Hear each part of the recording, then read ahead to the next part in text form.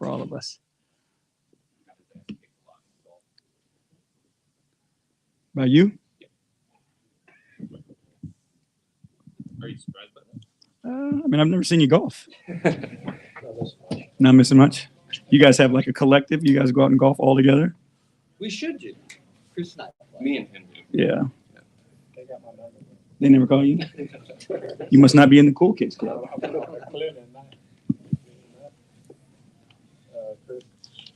Chris Fedor, Cleveland.com. Hey, JB. What's up, Chris? You're midway through the preseason now. 2 more preseason games left. What message are you trying to get across to the guys with 2 more left?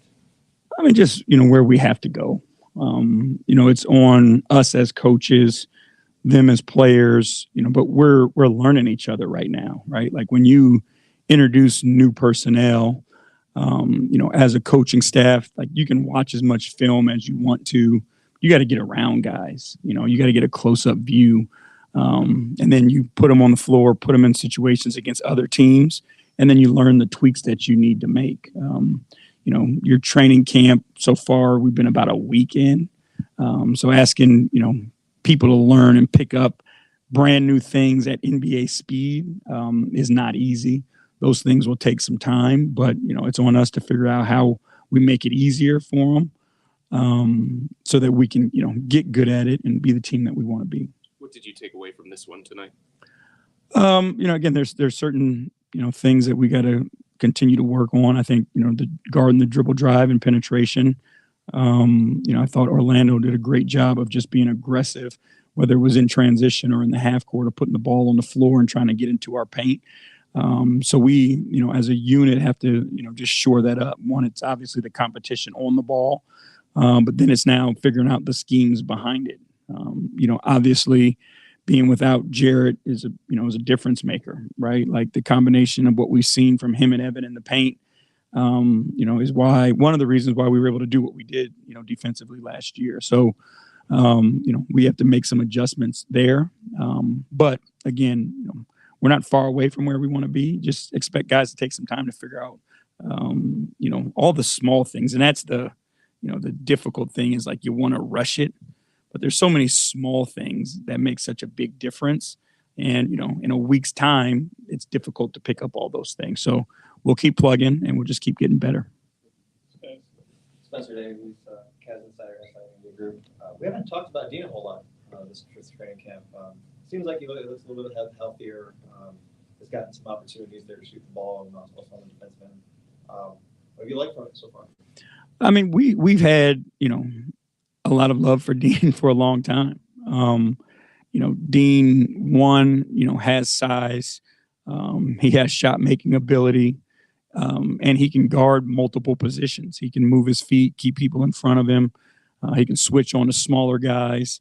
It's our responsibility and his teammates' responsibility to continue to foster his confidence. But he is an asset for us, and he's someone who can help us play the style that we want to play. Dean's the type of guy, he never complains. You never hear from him, and he just goes out and does the job.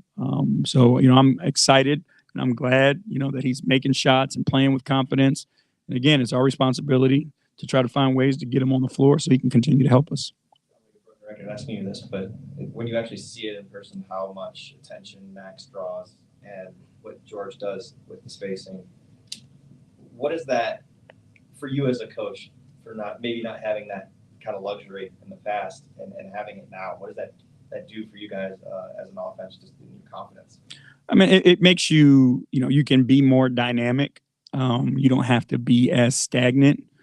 But even in that, like there's lessons to be learned there, right? Like when those guys are moving and they're creating gravity, the guy with the ball in his hand has to get comfortable enough to know what they're going to do and where they're going to go and where they're going to be as outlets. So, it's a good problem to have, and there's so much benefit to it. But again, it's just part of the process of us learning one another and learning how we play together. Sam and Miko Hoopswire. JB, when you talk about some of the small things, maybe some of the familiarity, is that what you mean by that? Or? Yeah, I mean, it's, to some guys who are playing important roles in minutes, we're teaching nuances of, what we do on both sides of the ball.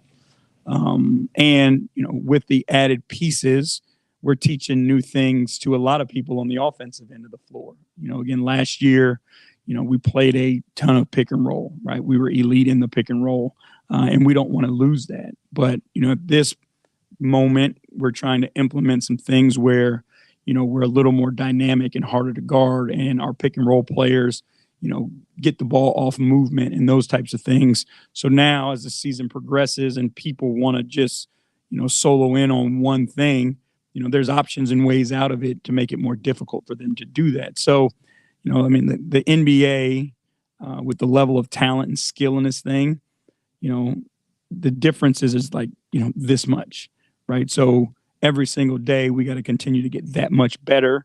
And then, what's not easy is you got to go out and do it against live NBA competition.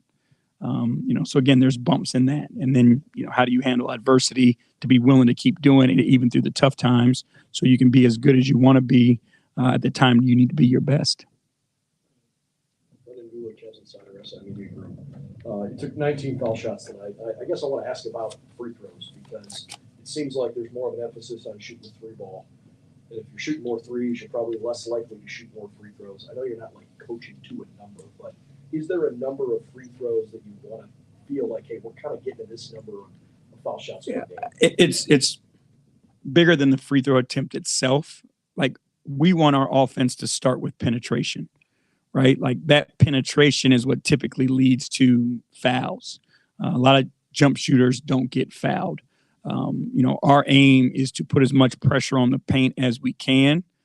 Teams want to give us layups from that. We'll take those layups. The spacing on the floor, that leads to the kickouts, and then the three-point shots are available. So, this isn't a come down, move it around the perimeter, shoot a three, right? This is a attack-minded, get to the paint, draw the defense, and then make the right next basketball play.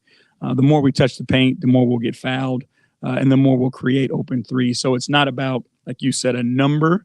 It's more about a style, right? And that style has to be aggressive, getting to the paint, and then making the next one. How do you evaluate both in camp and through 2 games what you've seen from Damian so far? Again, I think he's learning, to be honest with you, and to be fair to him, the responsibilities of that position, it's immense, right? Like, we count so much on our 4s and 5s, both sides of the ball to protect, right? And being in the right spot. And, now you're learning to play with, 2 different types of guards, right? Darius and Donovan both play the pick and roll, but they play it differently. Now you got to learn that, right? Then defensively, how we use our 5 to protect the paint, isn't, NBA typical, right? So now he's learning that, but, he's picking it up quickly. His effort's been great. His, want to has been great. He's asking the right questions. So, he's working his way to get it. Evan and Chris. Evan Dammer right down equal. JB, 3 of the 5 starters, I believe it was Donovan, Max, and Evan played in the start of the second half. Was that just a minutes thing, or just looking at different lineups? No, we wanted to press those guys, and we wanted them to play minutes tonight. We're kind of looking at this, as a ramp up, and then again from now to Friday, we have, a little more than to next Friday, a little bit more than a week's time where we can manage that next week, and then obviously into Wednesday. So it's a ramp up of how we're trying to get there.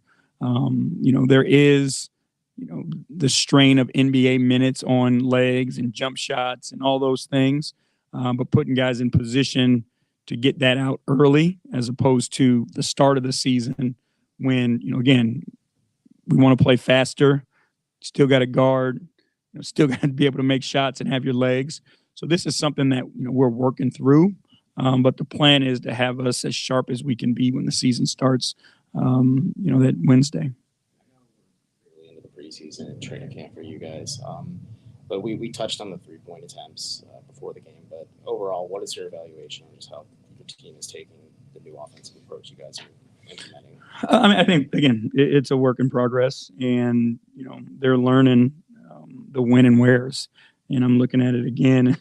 we shot 44 threes, and I feel like, we could have created, quite a few more. But, we played in a crowd, turned the ball over when we had outlets that were there to be made. And again, that's just a learning thing of consistency. And, for our guys, like last year, they had to play in a lot of tight spaces, right? So getting comfortable playing where that spacing is and being able to make those plays, like that's just going to loosen it up. And that's just habits that we have to build.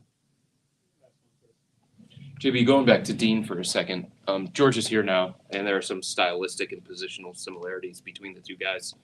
Is there room for Dean to get minutes in your rotation right now? Yeah, I mean, all those guys got to go out and they got to earn those minutes.